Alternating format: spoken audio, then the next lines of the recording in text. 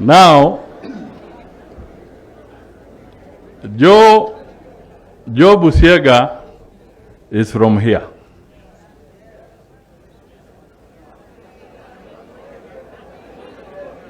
Has he also been hiding?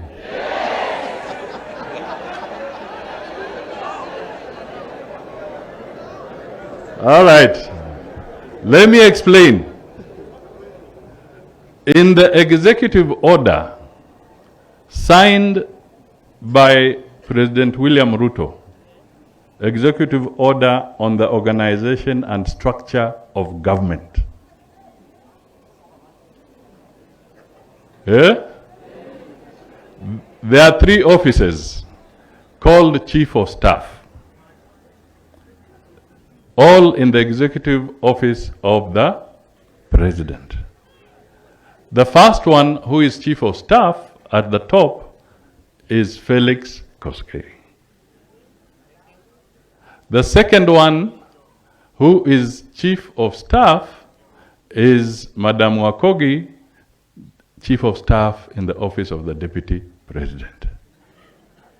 The third one, who is Chief of Staff, is Joe Busiega from Malava in the office of the Prime Cabinet Secretary.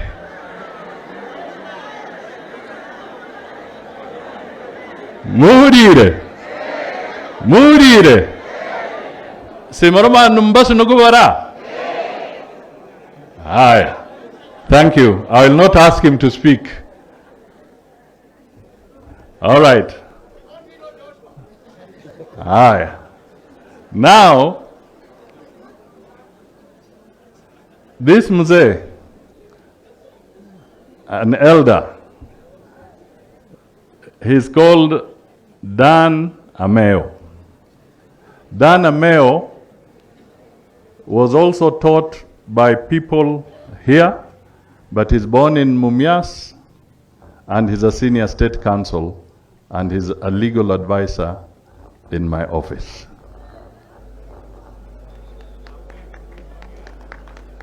He'll not speak, I just want that. And I'll tell you why I'm bringing this on the table. Yeah?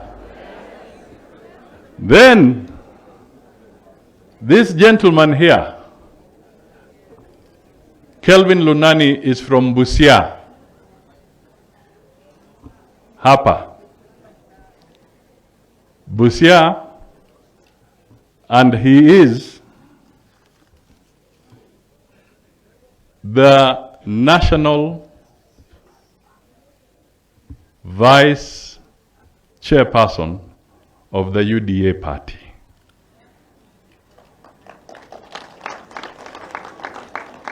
Bamuranganga Kelvin Lunani, Aturanga Ibutula. And prior to that, he was chairman of ANC.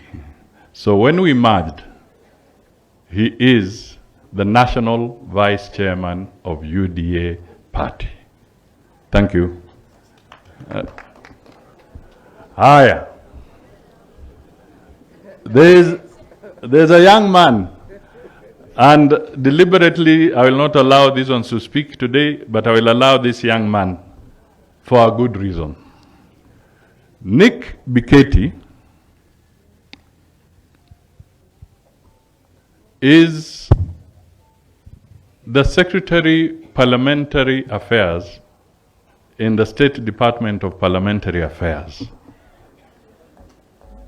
in the office of the Prime Cabinet Secretary. He worked very closely with Malulu Injendi, and he works very closely with many parliamentarians. I want to give him exactly 1 minute or 2, just to give the job description of a modern, dynamic, robust, effective member of parliament. What are the qualities?